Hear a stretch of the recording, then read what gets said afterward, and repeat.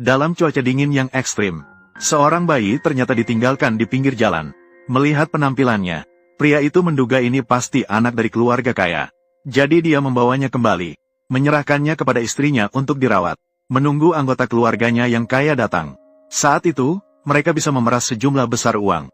Namun tidak disangka, 10 tahun berlalu, anak laki-laki itu sudah tumbuh menjadi dewasa. Tetapi orang tua kandungnya tidak pernah muncul.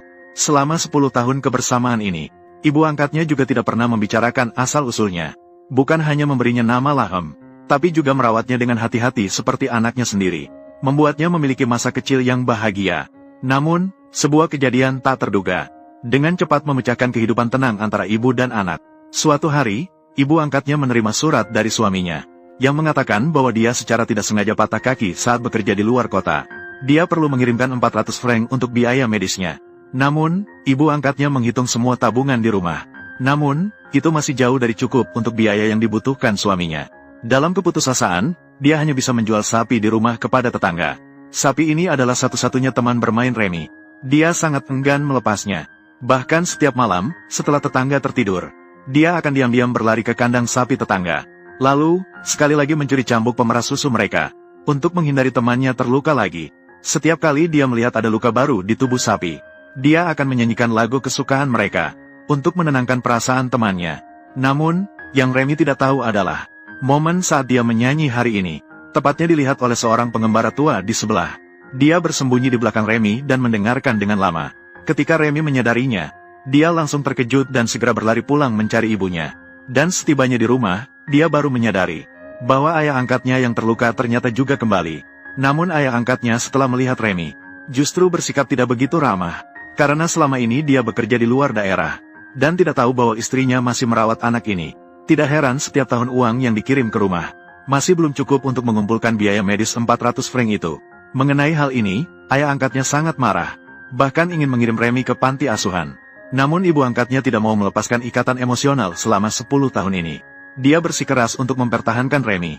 Pasangan suami istri itu bertengkar hebat karena hal ini. Remy yang tidak berdaya hanya bisa menarik tirai, menutup telinga dan menghindari segala sesuatu yang ada di depannya. Setelah ayah angkatnya pergi, ibu angkatnya mengeluarkan kain bedung yang pernah dikenakan Remy, dan menceritakan kepadanya tentang kejadian 10 tahun yang lalu. Ketika tahu bahwa ibu angkatnya ternyata bukan ibu kandungnya, Remy juga tidak bisa tidur semalam penuh.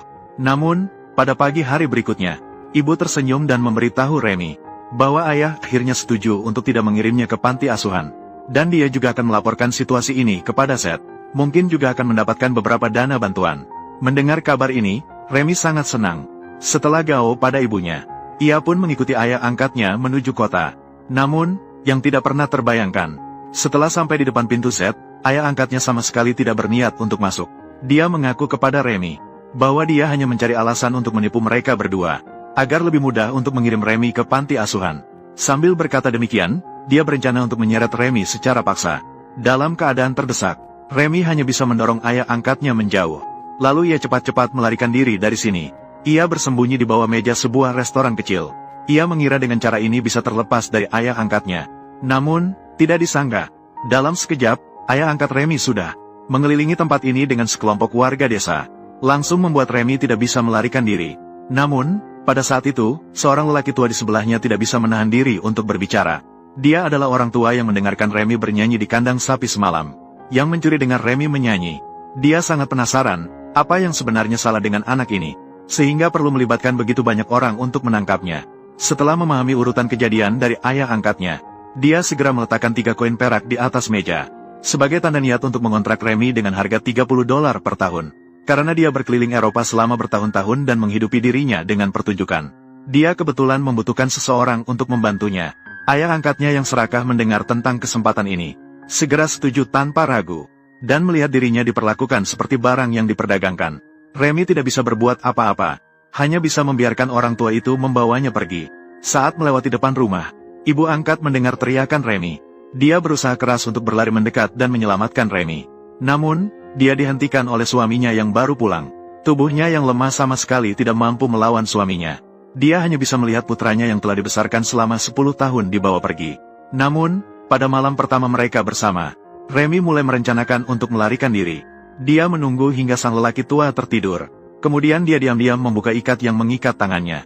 Namun, ketika dia membuka pintu, suara dari sini juga membangunkan lelaki tua. Namun, dia tidak menunjukkan niat untuk menyalahkan Remy. Saya membawamu pergi, saya tidak berniat menyakitimu. Seandainya bukan karena saya, kamu sudah lama dikirim ke panti asuhan. Kembali saja, tidur nyenyaklah. Remy yang tidak berhasil melarikan diri terpaksa kembali ke tempat tidurnya. Dia mengeluarkan kain bedungnya ketika masih bayi dan merobeknya dengan keras. Sepertinya ingin menghancurkan kehidupan yang memberinya rasa sakit ini.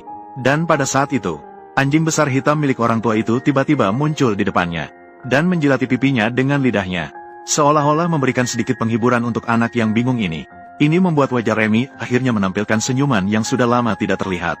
Keesokan paginya, orang tua itu membawa Remy ke sebuah toko pakaian.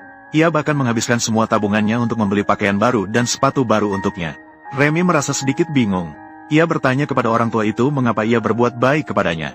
Orang tua itu menjelaskan, karena ia mendengar suara nyanyiannya di dalam kandang sapi. Ia percaya suara Remy memiliki bakat unik dalam bernyanyi. Jadi ia berniat untuk mempekerjakannya menemani pertunjukannya di jalan. Di satu sisi, ia tidak ingin bakat baik seperti ini terpendam. Di sisi lain, ia juga bisa membantunya untuk mendapatkan lebih banyak uang. Sambil berbicara, orang tua itu mulai mengutak-atik perlengkapannya. Dia ingin melakukan pertunjukan improvisasi, agar Remy dapat mengenal prosesnya dengan lebih baik. Mereka berangkat dari gang kecil. Melodi yang indah menarik banyak anak-anak di sekitar. Kemudian mereka berjalan ke pasar, ditambah dengan teriakan keras si Lauren. Seketika, banyak penonton berkumpul di sekeliling. Monyet kecil yang dia latih dan anjing besar itu juga sangat manusiawi. Mereka dapat melakukan berbagai gerakan sesuai dengan perintah. Pertunjukan yang menakjubkan ini segera mendapatkan tepuk tangan yang deras. Si Lauren melihat semuanya berjalan dengan begitu lancar. Dia kemudian ingin meminta Remy untuk melakukan pertunjukan improvisasi juga. Namun saat Remy berdiri di tengah kerumunan,